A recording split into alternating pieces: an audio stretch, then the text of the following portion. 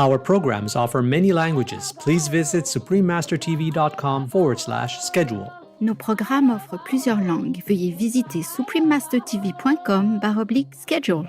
Nuestros programas ofrecen varios idiomas. Visiten suprememastertv.com/schedule. 我们的节目提供多种语言，请看 suprememastertv.com/schedule。Ethiopian Art, Part 1 of 3. Continue watching to find out more. Merciful viewers, I'm Jeritu. The noble people of the Federal Democratic Republic of Ethiopia greet you with a friendly mahisis, which means hello in Afar, one of the languages spoken in the country. May you all thrive in a world blessed with a safe climate and protected environment.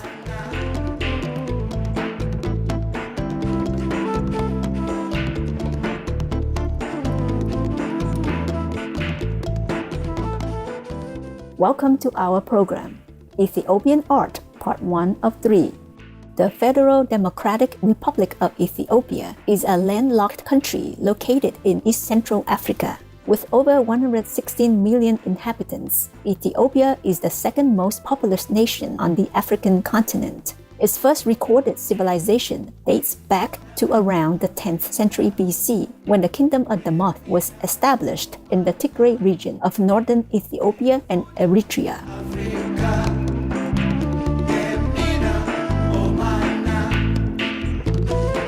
Ethiopia, whose long history involves a mix of cultures and colorful traditional arts, is the world's second oldest Christian country.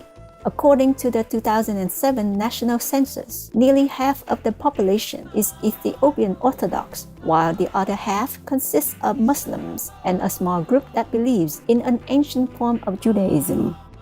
Ethiopian society currently includes more than 80 ethnic groups, with the Oromo and Amhara being two of the largest.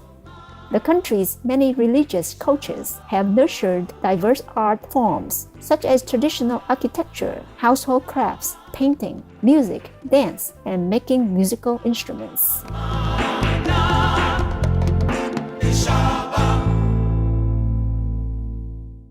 Due to the influence of historical and political forces during the last century, Ethiopia experienced decades of instability, and many traditional arts were hidden from the world.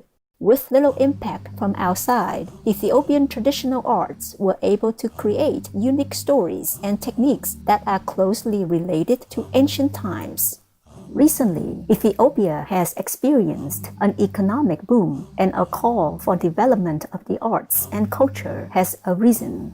Thus, in 2018, Prime Minister His Excellency Dr. Abiy Ahmed, a Shining World Leadership Award for Peace Laureate, initiated plans to bolster cultural activities in the country. Today, we'll first explore the traditional Ethiopian architectural arts. Over thousands of years, Ethiopian architecture has integrated various styles and techniques. The earliest famous example of Christian church architecture is the multi-story tower at Ethiopia's ancient Sheba Kingdom site, built before the 8th century BC under the influence of Mediterranean architectural styles. According to legend, King Solomon of Israel gave the Ark of the Covenant as a gift to his son Menelik, whose mother was the Queen of Sheba. The Ark of the Covenant is said to still be kept in St. Mary of Zion, a Christian church in the town of Aksum in the Tigray region.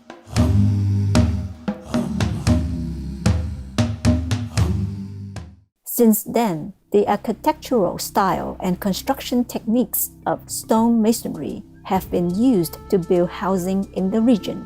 The local people of Tigray live in flat-roofed rectangular or round stone houses whose wooden roofs are covered with mortar and wide overhanging eaves that protect the walls from rainwater. The beautifully built stone steps outside the houses lead to a multifunctional rooftop, A typical family household generally has 3 freestanding buildings: a storage shed for keeping crops, a living room, and a kitchen. This type of stone housing reflects the earliest Ethiopian stone carving techniques, and the construction methods and styles used have been maintained for thousands of years without much change.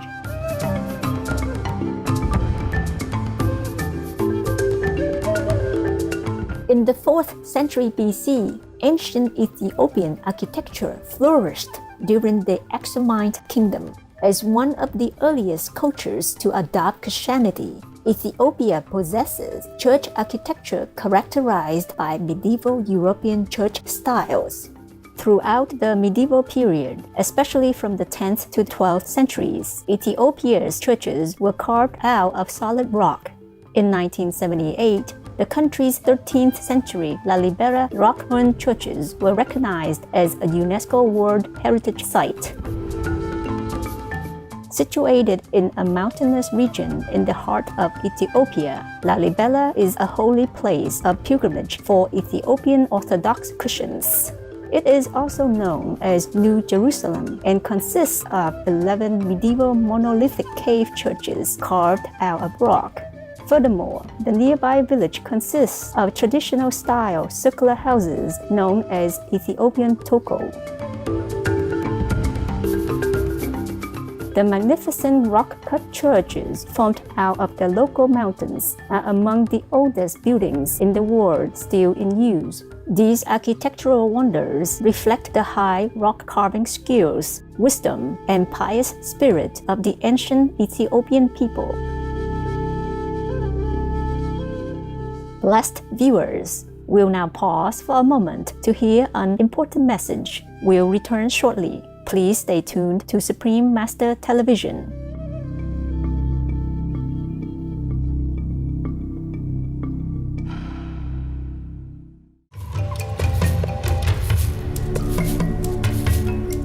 Welcome back to our program on Ethiopian art. Harar is a fortified city built in the 13th century, famous for its medieval walls and 5 original gates leading to the city's 5 districts. For thousands of years, Harar remained a vital center of commerce, geographically linking African and Arabian trade routes. During the end of the Middle Ages, the city emerged as a center of Islamic culture and religion and is now known as Africa's Mecca. Listed as a UNESCO World Heritage Site in 2006, the city of Harar features 82 mosques and 102 shrines, embraced by a maze of narrow alleyways and forbidding facades.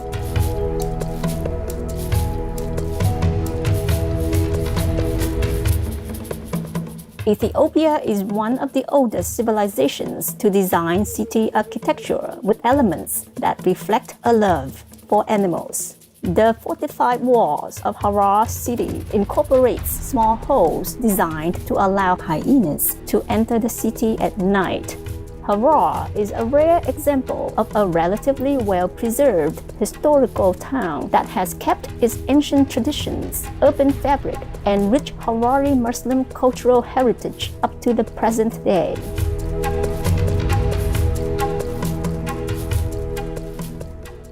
In the 16th century, the influence of the European Baroque style of architecture came to Ethiopia, introducing castles and fortresses built for defensive purposes. Emperors constructed royal castles that integrated castle architecture with their local traditional style of enclosure buildings. Built by Emperor Fasilides in the 17th century as a home for Ethiopian emperors, Fasilides Castle was designated a UNESCO World Heritage Site in 1979. The castle's unique design, combining various building techniques and cultural elements, represents the Gandharan dynasty's architectural style, incorporating the approaches of Arab, Gujarati, and local masons, including the Ethiopian Jews. The Gandharan dynasty style prevailed throughout the 17th and 18th centuries and influenced 19th century and later styles.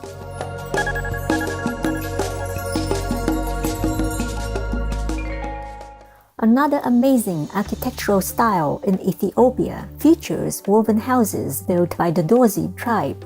Traditional round thatched houses, such as those of the Dorzi, are built by weaving the leaves of Ethiopian ancet trees or false banana trees over a frame of bent branches.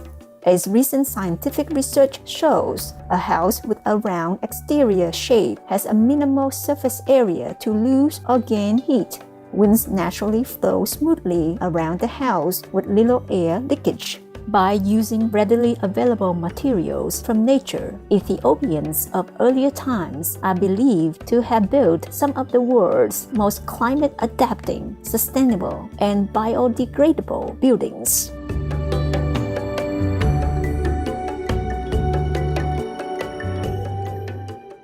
Now, we would like to showcase the arts and crafts of households in Ethiopian homes. As in many other countries, ancient Ethiopia developed weaving, pottery making, and basketry crafts. Crafts such as wood and stone carving, weaving, costuming, embroidery, jewelry making, basket making, and ceramics are still popular in present-day homes. About 79.2% of Ethiopian people living in rural areas own daily household items that are largely handmade from clay, grass, wood, and other natural materials. In developed countries, such handmade items would hang on walls as decorations or be exhibited as examples of original crafts. Despite the cheap price of purchased handicrafts and the availability of substitutes, Ethiopians have maintained their traditional craft practices, with many working as craftspersons for a profession or hobby. Ethiopian handicrafts are also considered to be among the world's most eco-friendly, as most are made of natural materials that have a low impact on the environment.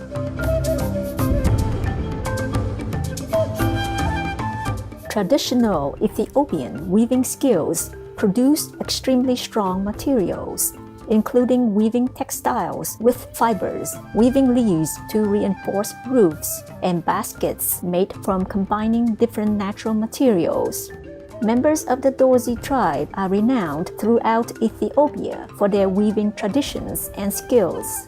In earlier times, the Dorzi were much feared warriors, but nowadays, the men of the tribe are mostly engaged in farming or weaving, using materials such as cotton, bamboo, plant leaves, or other natural materials. In addition, traditional hand-woven fabrics are still a part of everyday life for Ethiopians. Although they are out of the range of mainstream fashion markets and trends, the beautiful original hand-woven cotton textiles and garments of the Dorzi people are highly sought after by visitors and tourists, and the traditional Dorzi toga robes, known as shamas, remain popular throughout Ethiopia. Angelic viewers, we hope you have enjoyed today's program. Ethiopian Art, Part 1 of 3. Please return next Thursday for Part 2 of this series. Up next is Golden Age Politics, Australia's Miss Cathy Devine, Vegan, Part 2 of 2, right after Noteworthy News. May your days be filled with bountiful blessings and beauty from the celestial realms.